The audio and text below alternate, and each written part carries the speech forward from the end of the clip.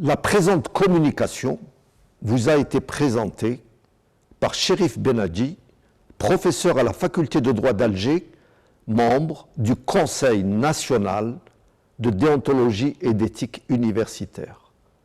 Mais sa conception et sa réalisation sont le fruit d'un travail collectif réalisé sous l'égide de M. Abdelhafid Moukran, président du Conseil, ainsi que du professeur M. Grienne de la faculté de médecine d'Alger.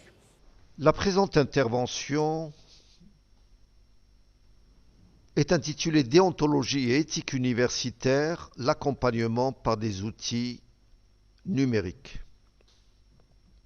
C'est à la faveur de l'ouverture de l'année universitaire 2019-2020 qui s'est déroulée à Oran le 14 octobre 2019 que fut installé officiellement le Conseil national d'éthique et de déontologie universitaire avec l'éminent professeur Nordine Rouali comme président et une composante renouvelée. Cet événement est intervenu dans un contexte qui mérite d'être rappelé, ne fût-ce que succinctement. En Algérie, l'heure est plus que jamais à la moralisation. Et cette exigence de moralisation, elle s'impose à tous les domaines. Pas un domaine ne devrait échapper à cette exigence. Le plan de la présentation est articulé autour de deux parties. La présentation de la charte 2020, puis la présentation des travaux numérisés des 3 conférences régionales universitaires. S'agissant de la première partie, donc qui porte sur la charte 2020, donc c'est dans ce contexte d'exigence de moralisation que le secteur de l'enseignement supérieur s'est attelé à redécouvrir la charte d'éthique et de déontologie dont il s'était doté il y a une dizaine d'années, en avril 2010, à l'initiative du Conseil national d'éthique et de déontologie de la profession universitaire, créé en juin 2004. La nécessité d'actualiser et d'enrichir cet important document est également dictée, en plus de l'exigence de la moralisation, par la volonté de hisser l'université algérienne au niveau des standards internationaux les plus exigeants, tant il est indiscutable qu'université et universelle procèdent de la même racine. Dans cette charte révisée, l'éthique est définie. Si on devait la définir d'un mot, l'éthique c'est l'ensemble des valeurs et des normes morales qui concernent le sujet et sa conscience. La déontologie, quant à elle a une visée pratique et elle entend définir pour une activité professionnelle donnée un socle commun de règles, de recommandations et de procédures. Le code de déontologie, c'est un code de bonne conduite finalement, qui définit une identité professionnelle.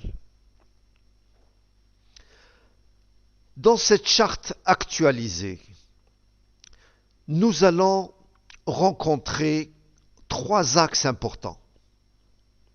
Le premier concerne les fondements éthiques. Le deuxième, ce sont les règles déontologiques. Le troisième axe porte sur les fautes et les sanctions. Ces 3 axes sont complétés par des modèles d'engagement à respecter la charte.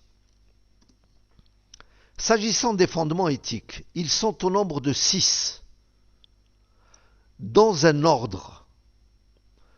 Le premier de ces fondements est constitué par les libertés académiques. Elles sont citées en premier lieu parce qu'elles sont consacrées dans la Constitution. Elles font partie des libertés fondamentales. En second lieu, ce sont les franchises universitaires qui sont là également consacrées dans la loi d'orientation de l'enseignement supérieur. Et les franchises universitaires renvoient à l'espace de liberté de pensée, de recherche, de création et d'expression. En troisième position, nous retrouvons l'exigence de vérité scientifique, d'objectivité et d'esprit critique qui existe dans toutes les universités du monde. En quatrième position, c'est la responsabilité et la compétence.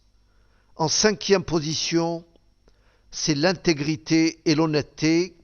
Enfin, en sixième position, l'exigence de respect mutuel qui, déjà, renvoie à la déontologie, puisqu'elle renvoie au vivre ensemble au sein de la communauté universitaire. Soulignons avec force que liberté académique et franchise universitaire constituent le socle et le cadre de la pleine liberté reconnue à la communauté de l'enseignement supérieur et de la recherche scientifique. Mais toute liberté a des limites, et la présente charte, c'est une de ses fonctions fondamentales, c'est de baliser l'exercice de cette liberté et de rappeler à chacun des acteurs sa responsabilité. La liberté ne peut se concevoir sans responsabilité. S'agissant des règles déontologiques, elles constituent au plan formel, quand on examine formellement la charte, on se rend compte que ce sont les règles déontologiques qui occupent le plus de place. Donc l'essentiel de la charte est consacré aux règles déontologiques. C'est ce qui explique qu'au niveau du titre, par rapport à la charte de 2010, nous l'avons intitulée Charte de déontologie et d'éthique universitaire. De plus, la charte de 2020 par rapport à la charte de 2010, qui était restreinte à la profession universitaire, en un mot, aux professeurs, aux enseignants. La charte de 2020, elle se veut complète, elle tend à la complétude. Elle concerne les enseignants du secteur public et même les enseignants des établissements privés, puisque nous en avons. Les chercheurs, les étudiants, les personnels administratifs et même les cadres de la centrale et donc du ministère. Et donc, cette charte, elle rappelle les droits, les devoirs et les obligations. Enfin, la présente charte, elle a été enrichie et c'est une, comme on dit, une innovation. Elle comporte un troisième axe constitué des fautes et des sanctions. Les fautes et les sanctions, qui sont au nombre de 3. Pédagogiques, administratives, pénales. S'agissant des dispositions pénales, sans doute, on pourrait être surpris de les retrouver dans un document de cette nature. Parce que les dispositions pénales, en principe, relèvent de ce que l'on appelle la hard law, le droit dur, alors que les règles de l'éthique et de la déontologie relèvent traditionnellement de la soft law, ce que l'on appelle le droit souple, les règles souples qui viennent compléter le droit dur. Mais eu égard à la fonction pédagogique de la charte, et je me permets d'insister, la fonction pédagogique de la charte, quand je dis pédagogique, non seulement à l'adresse des enseignants, des chercheurs, mais également à l'adresse de nos étudiants.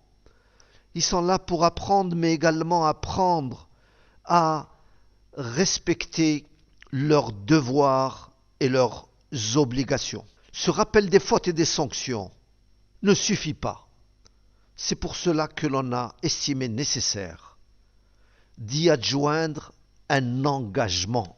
Certes, dans la charte de 2010, il était dit que les membres de la communauté universitaire devaient s'engager à respecter la charte.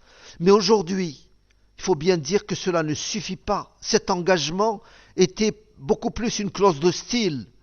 Aujourd'hui, il faut que chaque membre de la communauté universitaire s'engage, soit par écrit, soit de manière électronique. Car il faut qu'il s'engage à l'exécution effective.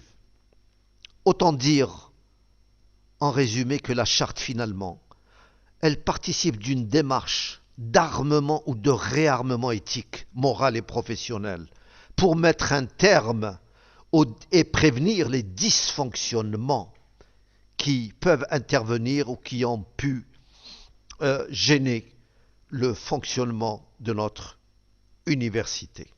La seconde partie de notre intervention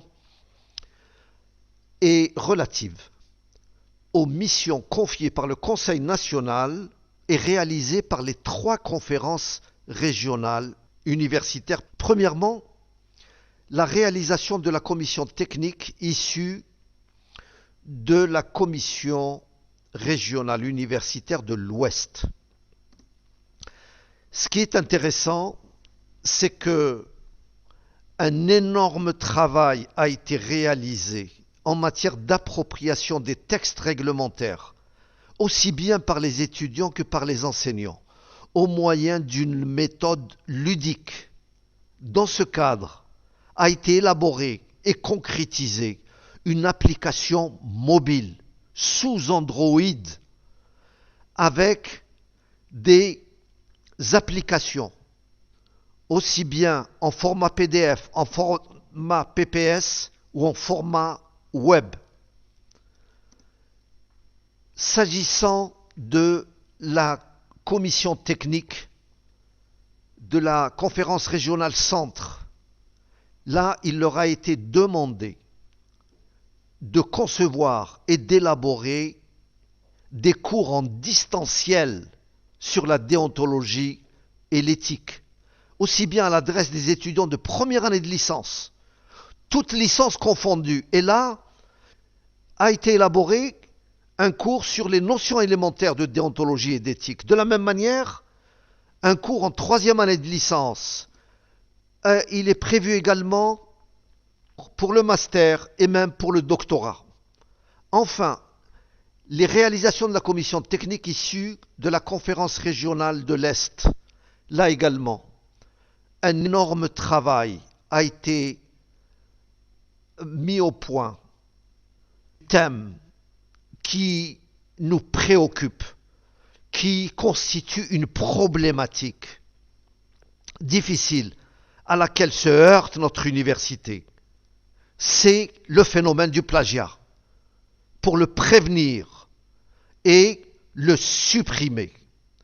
Là, la commission technique de la conférence régionale Est a mis au point, à l'instar de la commission régionale de l'Ouest, une application mobile sur Android qui permet une connaissance des règles devant prévenir et lutter contre le plagiat.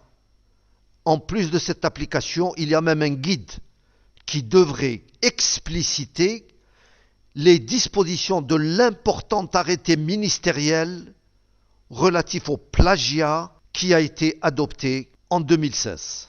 Merci pour votre aimable attention.